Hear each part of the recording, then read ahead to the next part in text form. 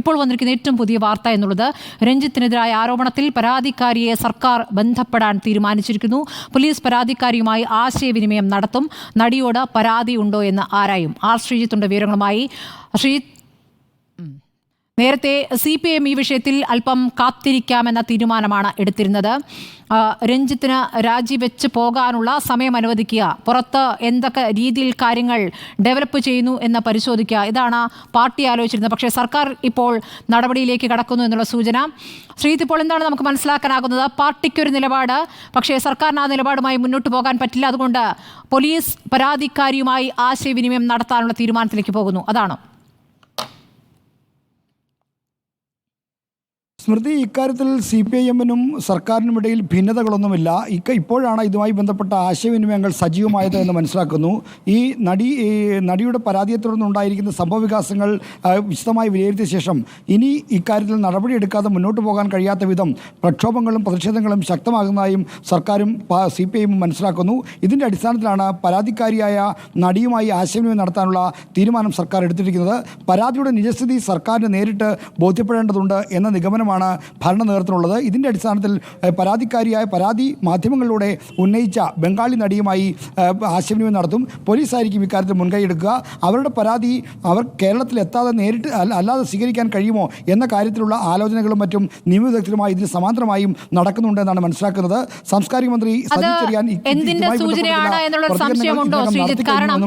ശ്രീജിത്ത്, നേരത്തെ നമുക്ക് നൽകിയ അഭിമുഖത്തിൽ വളരെ വിശദമായി തന്നെ ശ്രീലേഖ മിത്ര പ്രതികരിച്ചല്ലോ. അവർ പറഞ്ഞത്, എനിക്കവിടെ വന്ന് രേഖാമൂലം പരാതി നൽകാനൊന്നും വയ്യ, സർക്കാർ ചോദിച്ചാൽ നടന്ന സംഭവങ്ങൾ പറയാം, എനിക്ക് വേണ്ടത് പരസ്യമായി രഞ്ജിത്ത് മാപ്പ് പറയുകയാണ്, അതിലപ്പുറമൊന്നും ഞാൻ ആഗ്രഹിക്കുന്നില്ല എന്നാണ് അവർ പറഞ്ഞിട്ടുള്ളത്. കാരണം സെക്ഷലായി അവർക്ക് രഞ്ജിത്തിന് മറ്റ് രൂപത്തിലേക്ക് ആക്രമിക്കുന്ന ഒരു രൂപത്തിലേക്കൊന്നും എത്താൻ കഴിഞ്ഞിട്ടില്ല. അതിനു മുമ്പ് തന്നെ അവർ അവിടെ നിന്ന് വിടുകയായിരുന്നു. അവർക്ക് ആ സിനിമയും വേണ്ട എന്ന് തീരുമാനിച്ച് അവർ അവിടെ വിടുകയായിരുന്നു.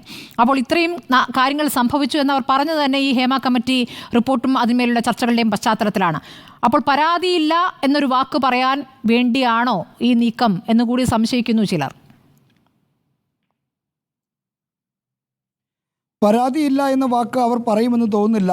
നമുക്ക് നൽകിയ അഭിമുഖത്തിൽ സുജയ പാർവതി നടത്തിയ അഭിമുഖത്തിൽ തനിക്ക് പരാതിയുണ്ട്, തനിക്ക് ഈ കാര്യം 15 വർഷം കഴിഞ്ഞ് തന്നോട് ചോദിച്ചാലും ഇപ്പോൾ പറഞ്ഞ കാര്യം തന്നെ താൻ പറയും എന്നാണ് ബംഗാളി നടി നമുക്ക് നൽകിയ അഭിമുഖത്തിൽ പ്രതികരിച്ചത്. അതുകൊണ്ട് തന്നെ അവർ പരാതിയിൽ നിന്ന് പിന്മാറുമെന്നോ ഒന്നും കരുതാൻ വയ്യ. എന്നാൽ മാപ്പ് പറഞ്ഞ് പരസ്യമായി ഖേദം പ്രകടിപ്പിക്കണമെന്ന അഭിപ്രായം അവർ മുന്നോട്ട് വെച്ചെങ്കിലും ഇത്തരത്തിൽ ഒരു ലൈംഗിക ആരോപണം ഒരു സ്ത്രീയോട് അവർ ആഗ്രഹിക്കാത്ത രീതിയിലുള്ള സ്പർശനവും മറ്റുമായി ഇടപെട്ട ഒരാൾ ചലച്ചിത്ര അക്കാദമി ചെയർമാൻ സ്ഥാനത്ത് ഇരിക്കുന്നത് സർക്കാരിന് ഭൂഷണമല്ല. അത്തരത്തിലൊരാളെ ഇരുത്തിക്കൊണ്ട് സർക്കാരിന് മുന്നോട്ട് പോകാൻ കഴിയാത്ത തരത്തിൽ കാര്യങ്ങൾ മോശമായി, സ്ഥിതി വഷളായി. അതുകൊണ്ട് തന്നെ ഈ പരാതിയുടെ നിജസ്ഥിതി അറിയുക, ഈ നടന്ന കാര്യങ്ങളെപ്പറ്റി സർക്കാരിന് നേരിട്ടൊരു അറിവുണ്ടാവുക എന്നതാണ്. ഇപ്പോൾ മാധ്യമങ്ങളിലൂടെ മാത്രമാണ് ഈ ബംഗാളി നടി പ്രതികരണങ്ങൾ നടത്തിയിരിക്കുന്നത്. ആ പരാതിയുടെ നിജസ്ഥിതി പരിശോധിച്ച് സർക്കാർ മറ്റു നടപടികളിലേക്ക് നീങ്ങുക തന്നെയാണ്. എന്തായാലും രഞ്ജിത്തിനെ സംരക്ഷിക്കാൻ കഴിയില്ല എന്ന കാര്യത്തിൽ സർക്കാരിന് അതോടൊപ്പം തന്നെ CPM നേതൃത്വം ഒക്കെ തന്നെ ബോധ്യം വന്നിട്ട് ഇതിനകം തന്നെ ബോധ്യമായിട്ടുണ്ട് എന്ന് വേണം മനസ്സിലാക്കാൻ. ഹേമ കമ്മിറ്റിയിലെ മൊഴികളിലേക്ക് കൂടി എത്തുമോ എന്നുള്ളതാണ് ഇനി അറിയേണ്ടത്. ശ്രീജിത്ത്, സർക്കാർ ഏതായാലും ബംഗാളിലെ നടിയെ ബന്ധപ്പെടാൻ തീരുമാനിച്ചിരിക്കുന്നു. നേരത്തെ വനിതാ കമ്മീഷൻ തന്നെ പറഞ്ഞ കാര്യമാണ്. മന്ത്രി സജി ചെറിയാന്റെ നിലപാട് തള്ളിക്കൊണ്ട് പറഞ്ഞതാണ്, വിവരം അറിഞ്ഞാൽ അന്വേഷണം നടത്താം, പ്രാഥമിക അന്വേഷണം നടത്താമെന്നുള്ളത്. ശ്രീജിത്താണ് ഈ പ്രധാനപ്പെട്ട വിവരങ്ങൾ നൽകിയത്.